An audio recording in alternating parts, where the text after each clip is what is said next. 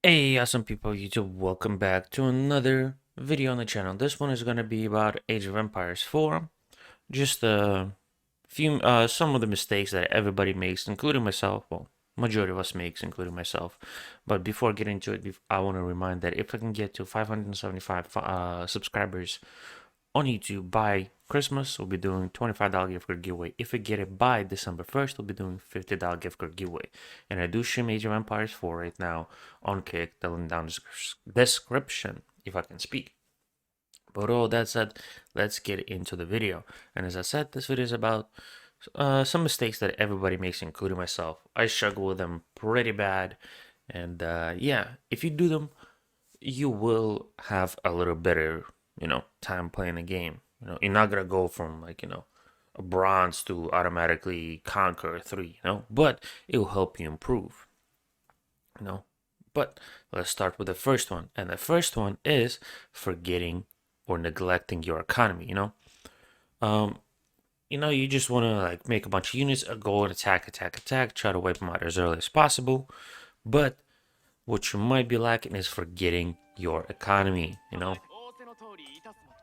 And that's pretty bad. So, you just have more we'll use this one 6 people on sheep, and you just don't make any more villagers. You just go straight wood and just, don't make any, just make a bunch of houses just for now. Right? I kind of messed that one up a little, but, and that's it.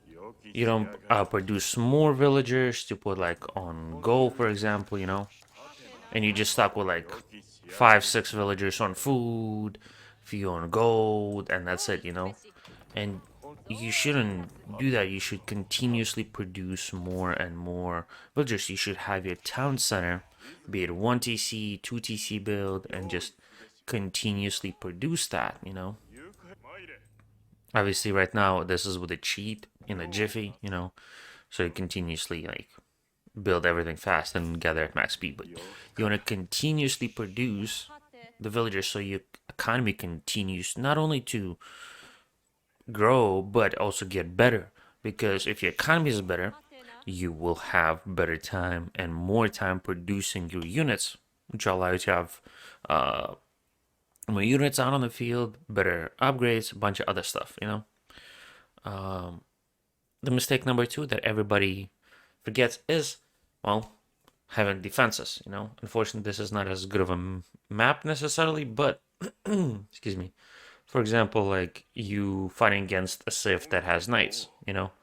They can go from right here, and you will get, rush. So what you can do is just pull it off. Yes, it's gonna cost you 42 wood, but boom, now you're protected from here. Or even better, because this was actually not as good. What you could do even better is just block it off, like so.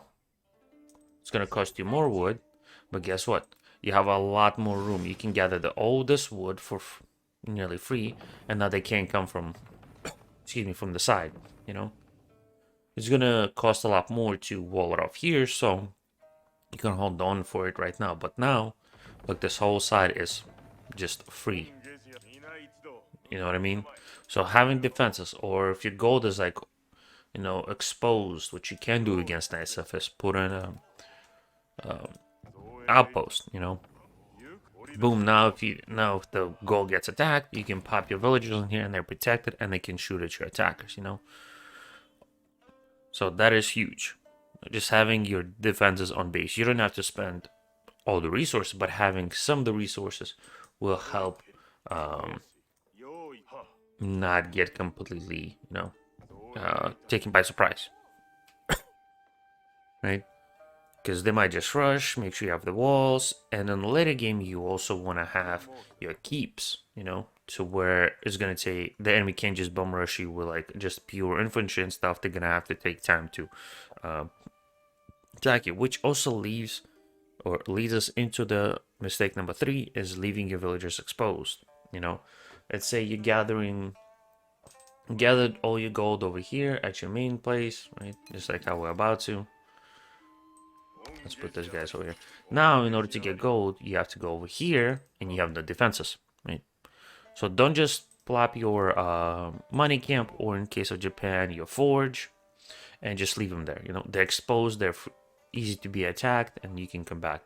But building defense or building like a wall stuff here is going to be too much, which will again leads back to the other point, is having just, you know, something to protect your villagers. You know, build a wall over here, but obviously it's going to be too expensive early on. But build another outpost. Build later in the game, like let's say you're getting stuff, I don't know, for example, like all the way over here. You know, what you can do is put a keep. You know, boom, now that's a bit more protected. Right? So just make sure your villagers are not exposed, even if they're gathering like I don't know, let's use berries over here. Put something to protect them. Put a, you know, outpost, or if they're gathering, where's the good place? Like all the way over here, you know, gathering gold and stone. You know, outpost is gonna be a little too much. What you can do is, if you have multiple TCs, you can put another TC over here, protect that, or put a keep. You know, just make sure your villagers are not exposed to be easily harassed and killed. Right. Mistake number 4 is, I believe it's number 4. Yeah, sorry, is not having enough military production. You know, don't just build like one barracks. You know, don't do that. No, you can do it. Sorry, I mean, let me phrase it better. You can do it early on if you're trying to rush somebody or be able to defend yourself. But as the time goes on, you want to add more, because if you have, for example, like 4, 5, or even 6 of the barracks, now instead of producing 1 or 2 of units, you can just produce 6 at a time. You know, which will allow you to have your units out more on the field. You know, you can do the same thing with the archer rangers, what you call it, stables, you know, and siege workshops. Obviously, you don't want to have as many siege workshops because they cost a little more, but you can have eventually 6. But you want to have your military production a bit more, you know, instead of now building 1 or 2. Like for example, spearmen. Now you're producing like 6 of them. Oh, sorry. You know, you're producing more. Obviously, with the cheat is going to be a little different, but you're producing 6. You're producing more units faster, allowing you to keep pressure on the enemy or be able to defend yourself. You know, but with that, we'll go back to to mistake number 1. You want to have your good economy, because if you don't have economy, you're not going to be able to support producing from like 4, 5, 6 barracks or archer ranger stables, whatever. You know, that's why economy is good and having enough military production. Point number 5, I believe it's number 5, right?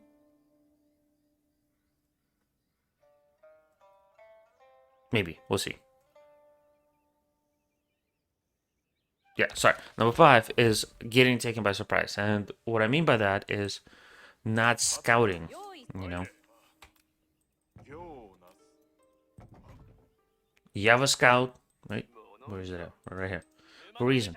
You want to scout around the map, get rid of the fog. Obviously, this is a revealed map, so you can see, but you want to get rid of the fog of war, you know, and just that pure pitch darkness. You want to get rid of that so you can see as much as possible, you know, and you want to keep your scout active, you know, patrolling around, making sure you can see, oh, the enemy's on the berry, on the, not berries, on a deer over here, you know, so you can see it from like right here.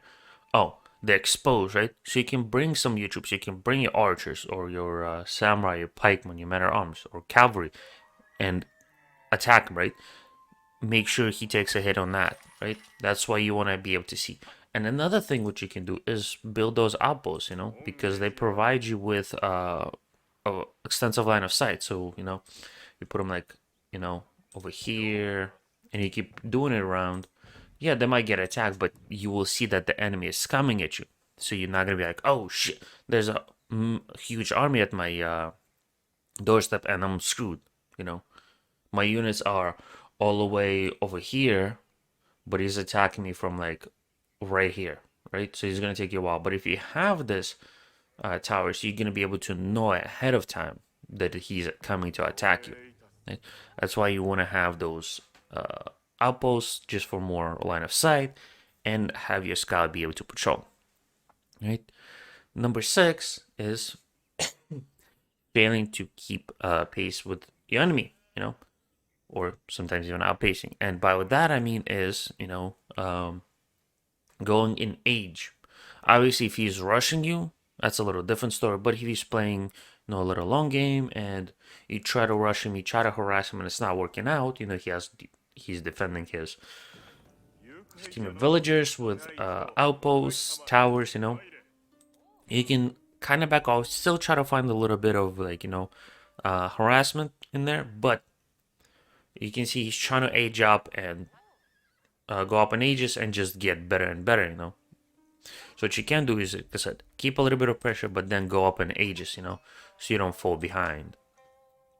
Obviously, don't yell at me. I know this is not the perfect place to keep your some of the landmarks, but make sure you keep pace or get even ahead of time. You put some pressure on me and get up in age, because what it does is allows you to research, more technology. Like now I can do tactile, and now I can do lump preservation, or yeah, wood cutting axe, right? Now instead of just having 1 plus melee attack for Japanese, I can have 2. For everybody else, it's 1. Now I can do my upgrades. Now look, boom. Now I don't have it. Now you see that he's still not attacking you. You can. Oh, okay. He's still defending, and I want to play that game. Let me smack my H3 landmark, or H3 landmark. Now this upgrades are gonna go up. That's why you want to be able to produce them. Also, now I can have +2 to my range damage, or +2 to my armor for Japanese, +3 melee, or for everybody else +2. That's why you want to keep pace with them, just so you have access to better units, more upgrades, all that stuff. Obviously, also some buildings.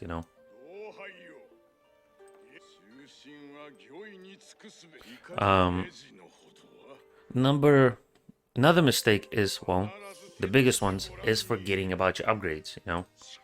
Because, I just want to harass, I just want to build my economy and all that stuff. And when engagement comes, your units are like the light spearmen or crappy men at arms. They're not upgraded. They're not the castle age or feudal castle, even imperial age units. They're just your regular basic units, right? So you definitely want to get this upgrades, because now look, it's 80 HP 001 or 80 HP with 007, right? Now he has 90 HP, and his melee I want to buy 1. Now it's 90 and 8. Now it's 110, and man, so you got 40 more HP just going from Dark Age to a Castle Age with 2 more damage, right? So now my Spearman will have easier time fighting the enemy, right? And even with this upgrade, it's like, my military upgrades, right? Now it's +2s on defenses and +3 in damage. For everybody else, will be +2. So you want to keep up with the upgrades. Don't fall behind, because if you fall behind, it's gonna allow your enemy to take advantage. Obviously, like if it's spearman against man at arms, is gonna be different, but those are different mistakes. But keeping up with upgrades is huge, because I bring like 10 archers who are Imperial Age with +3/+3, they're gonna have easier time fighting them, right? Or if they were just regular Dark Age units with no upgrades, it was 80 HP with 7 attack, 0 in defenses, right? And I bring, let's say, for example, like 10 archers that are Castle Age that have upgrades, right? They're gonna wipe this army out. Yes, they have the spearmen have numbers, but they also obviously counter archers, but they will be able to get wiped faster because the archers have upgrades. And if the spearmen manage to get up to the archers, they're not gonna be able to do as much damage, because the archers have more damage, so they'll get rid of them faster, and they have more defenses. So that's why keeping upgrades is huge. So let's go over the mistakes real quick again, just for a quick recap. Number 1, don't neglect your economy. Also, this is not, number 1, make sure you always focus on your economy. But it's not an order. But don't forget your economy. Don't neglect it. Make sure you have some defenses around your base, like the towers, stuff like that. Don't leave your villagers exposed. Have those towers with them and stuff like that. Make sure you have enough production, be it make sure you have military production and stuff like that.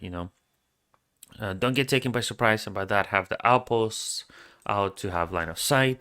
Keep your scout out so you can see what the enemy is up, what they're going for, and stuff like that. Another one, make sure to keep pace with the enemy technologically, or even get ahead. And by that, I mean upgrades, age up, all that stuff. Age up is a big one. And one of the bigger ones is don't forget to make sure you have upgrades. Get those upgrades for units just so they don't die as fast. But with all that said, that's some of the mistakes not only I suffer from, but a lot of people also suffer from. Well, they make the one. But with all that said, don't forget to stay awesome. And before we go, so remind that if we can get to 575 subscribers, we're doing $25 gift card giveaway if it's by Christmas. If we get to 575 subscribers on YouTube by December 1st, we'll be doing $50 gift card giveaway. And I do stream AV4 down on Kick. We do run a giveaway there right now. With all that said, don't forget to stay awesome. I appreciate everyone watching. I hope kind of showed you some of the mistakes not only I make, but everybody else makes, and you can improve them, including myself. With that said, don't forget to stay awesome. I'll see you in the next one. Bye-bye.